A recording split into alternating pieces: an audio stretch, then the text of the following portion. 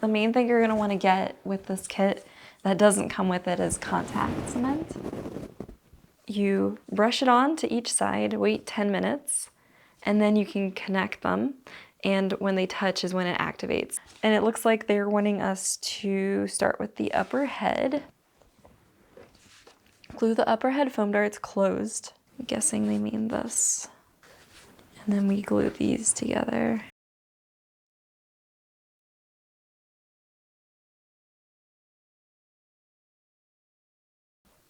Doing brain surgery. Looks pretty good.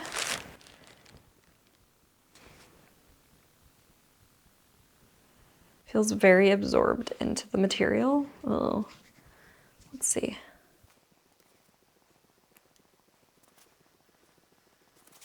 This is actually very satisfying, I gotta say.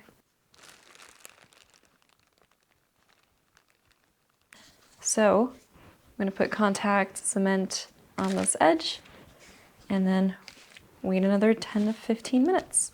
The nice thing is they can't really go this way, so you don't have to question if it's right or wrong. I think I'm gonna line up the center pieces here. Pretty extreme angle we're putting them at. Pretty weird looking. I love how you cut something in one plane, in one dimension, and then you put it together and suddenly you've got something completely different. I would say that looks pretty good. The marks are lining up. I'm gonna just set that down. Glue the lower head foam pieces together at the center seam.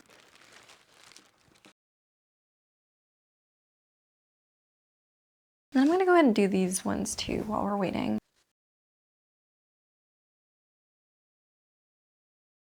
All right, so with these, we are also going to line up the markings. That was surprisingly easy. I think I didn't let it dry enough when I was doing the head. Same situation for the lower head.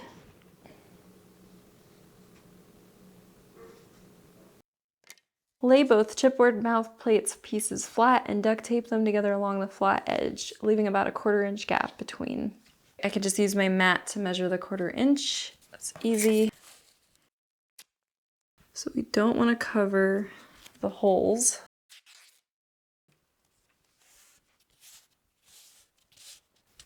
Then we have to do the reverse side as well.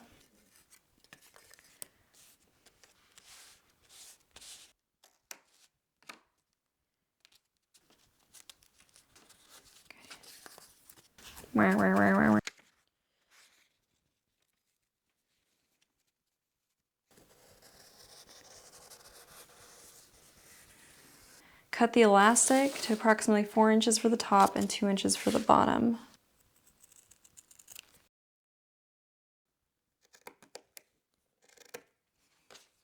Glue the finger grip to the chipboard. So this is the top of the chipboard. So around here. I'm gonna round it out a little bit.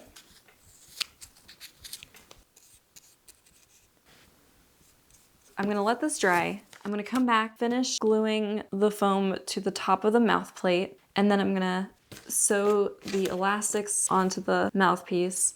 Top and bottom have been sewn on.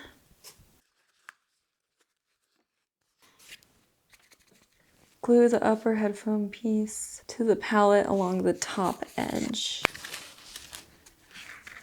Right, and then when it's open, yeah, the lines are on the wrong side, okay. All my nice centering for nutting.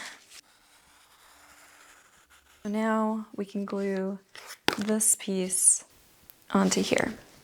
And it'll be facing inside the skull. All right, so contact cement here and contact cement here.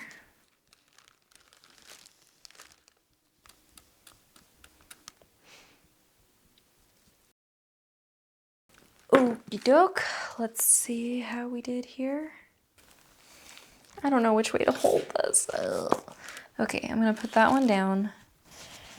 And this is gonna go on.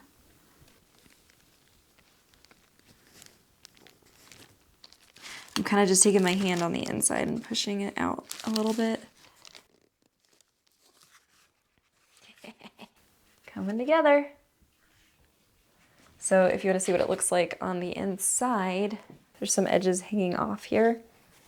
Now we're going to put contact cement here, contact cement all across here, and then I'll dab some extra there because it's going to be dry. As I'm gluing this, I'm realizing this says lower head.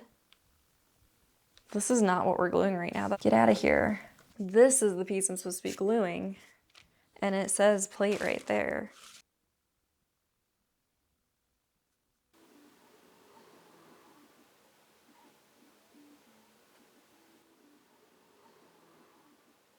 Look at that. We have a skull. So then basically we're gonna glue the mouth palette on here and then just take the whole skin and wrap it around the skull. Very happy with that. I'm not sure how I missed the step of gluing the lower head to the upper head, but I did, so I'm gonna catch up on that now, and that should be really simple. So we're gonna line the center seam up with the center seam of the skull. I've kind of found pinching these seams a little bit helps get a nice connection.